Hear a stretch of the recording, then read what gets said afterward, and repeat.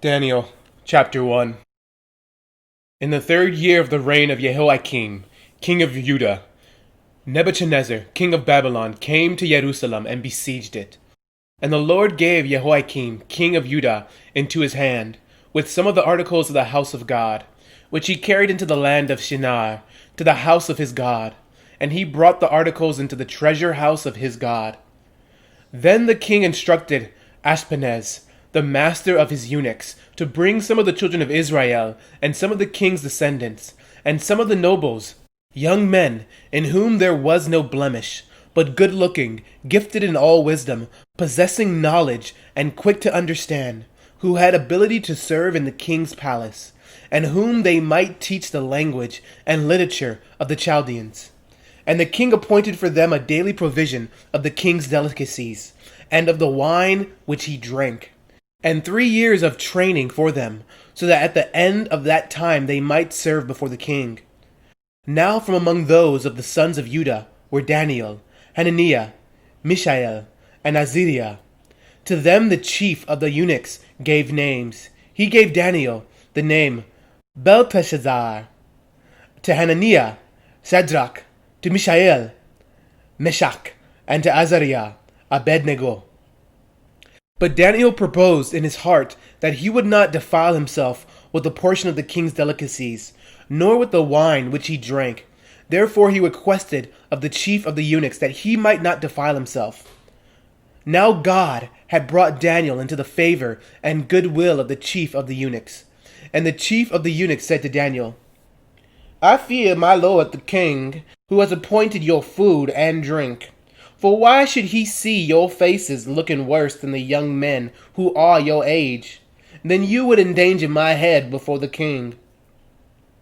So Daniel said to the steward, whom the chief of the eunuchs had set over Daniel, Hananiah, Mishael, and Azariah, Please test your servants for 10 days, and let them give us vegetables to eat and water to drink.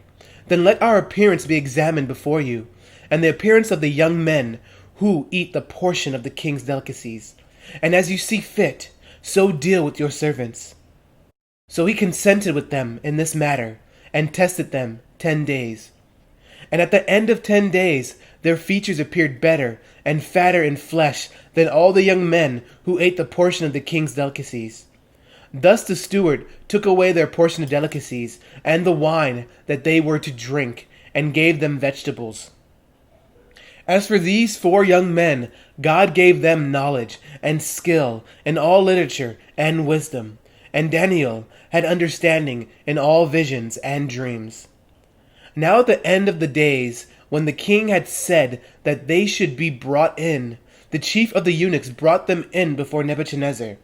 Then the king interviewed them, and among them none was found like Daniel, Hananiah, Mishael, and Azariah. Therefore they served before the king. And in all matters of wisdom and understanding, about which the king examined them, he found them 10 times better than all the magicians and astrologers who were in all his realm. Thus Daniel continued until the 1st year of King Cyrus. Daniel chapter 2. Now in the 2nd year of Nebuchadnezzar's reign, Nebuchadnezzar had dreams, and his spirit was so troubled that his sleep left him. Then the king gave the command to call the magicians, the astrologers, the sorcerers, and the Chaldeans to tell the king his dreams. So they came and stood before the king. And the king said to them, I have had a dream, and my spirit is anxious to know the dream. Then the Chaldeans spoke to the king in Aramaic. O king, live forever.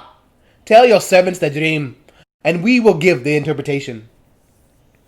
The king answered and said to the Chaldeans, My decision is firm.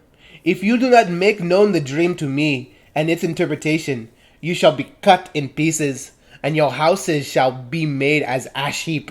However, if you tell the dream and its interpretation, you shall receive from me gifts, rewards, and great honor.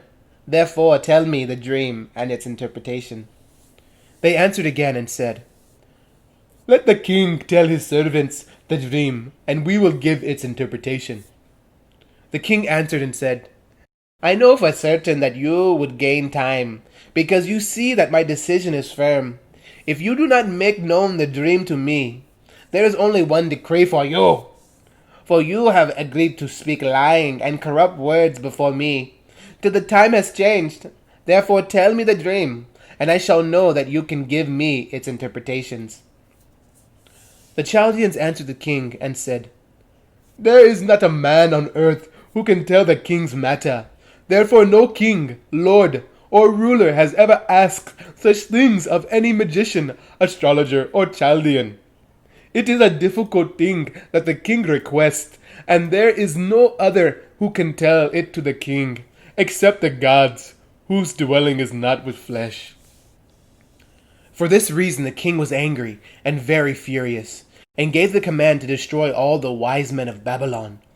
So the decree went out, and they began killing the wise men, and they sought Daniel and his companions to kill them. Then with counsel and wisdom, Daniel answered Arioch, the captain of the king's guard, who had gone out to kill the wise men of Babylon. He answered and said to Arioch, the king's captain, Why is the decree from the king so urgent? Then Arioch made the decision known to Daniel. So Daniel went in and asked the king to give him time, that he might tell the king the interpretation. Then Daniel went to his house and made the decision known to Hananiah, Mishael, and Azariah, his companions, that they might seek mercies from the God of heaven concerning this secret, so that Daniel and his companions might not perish with the rest of the wise men of Babylon. Then the secret was revealed to Daniel in a night vision. So Daniel blessed the God of heaven. Daniel answered and said, Blessed be the name of God forever and ever. Blessed be the name of God forever and ever. For wisdom and might are his, and he changes the times and the seasons. He removes kings and raises up kings. He gives wisdom to the wise and knowledge to those who have understanding. He reveals deep and secret things. He knows what is in the darkness, and light dwells with him. I thank you and praise you, O God of my fathers. You have given me wisdom and might, and have now made known to me what we asked of you. For you have made known to us the king's demand. Therefore Daniel went to Arioch, whom the king had appointed to destroy the wise men of Babylon. He went and said thus to him, Do not destroy the wise men of Babylon. Take me before the king, and I will tell the king the interpretation. Then Arioch quickly brought Daniel before the king, and said thus to him, I have found a man of the captains of Judah, who will make known to the king the interpretation. Then the king answered and said to Daniel, whose name was Belteshazzar, Are you able to make known to me the dream which I have seen and its interpretation? Then Daniel answered in the presence of the king and said, The secret which the king has demanded, the wise men, the astrologers, the magicians, and the soothsayers cannot declare to the king.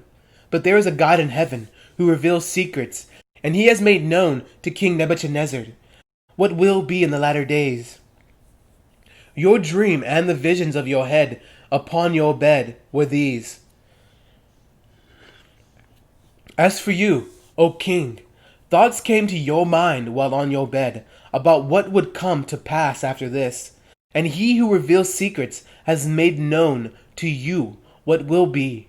But as for me, the secret has not been revealed to me, because I have more wisdom than anyone living. But for our sakes, who make known the interpretation to the king, and that you may know the thoughts of your heart. You, O king, were watching, and behold, a great image. The great image, whose splendor was excellent, stood before you, and its form was awesome. This image's head was of fine gold, its chest and arms of silver, its belly and thighs of bronze, its legs of iron, its feet partly of iron and partly of clay. You watched while a stone was cut out without hands, which struck the image on its feet of iron and clay, and broke them in pieces. Then the iron, the clay, the bronze, the silver, and the gold were crushed together, and became like chaff from the summer threshing floors. The wind carried them away so that no trace of them was found. And the stone that struck the image became a great mountain and filled the whole earth. This is the dream. Now we will tell the interpretation of it before the king. You, O king, are a king of kings, for the God of heaven has given you a kingdom, power, strength, and glory. And wherever the children of men dwell, or the beasts of the field and the birds of the heaven, he has given them into your hand, and he has made you ruler over them all. You are this head of gold. But after you shall rise another kingdom inferior to yours, then another, a third kingdom of bronze, which shall rule over all the earth. And the fourth kingdom shall be as strong as iron, inasmuch as iron breaks in pieces and shatters everything. And like iron that crushes, that kingdom will break in pieces and crush all the others. Whereas you saw the feet and toes, partly of potter's clay and partly of iron. The kingdom shall be divided, yet the strength of the iron shall be in it, just as you saw the iron mixed with ceramic clay. And as the toes of the feet were partly of iron and partly of clay, so the kingdom shall be partly strong and partly fragile. As you saw iron mixed with ceramic clay, they will mingle with the seed of men, but they will not adhere to one another, just as iron does not mix with clay. And in the days of these kings, the God of heaven will set up a kingdom, which shall never be destroyed. And the kingdom shall not be left to other people. It shall break in pieces, and consume all these kingdoms, and it shall stand forever. Inasmuch as you saw that the stone was cut out of the mountain without hands, and that it broke in pieces, the iron, the bronze, the clay, the silver, and the gold, the great God has made known to the king what will come to pass after this. The dream is certain, and its interpretation is sure. Then King Nebuchadnezzar fell on his face, prostrate before Daniel, and commanded that they should present an offering and incense to him. The king answered Daniel and said, Truly, your God is the God of gods, the Lord of kings, and a revealer of secrets, since you could reveal this secret.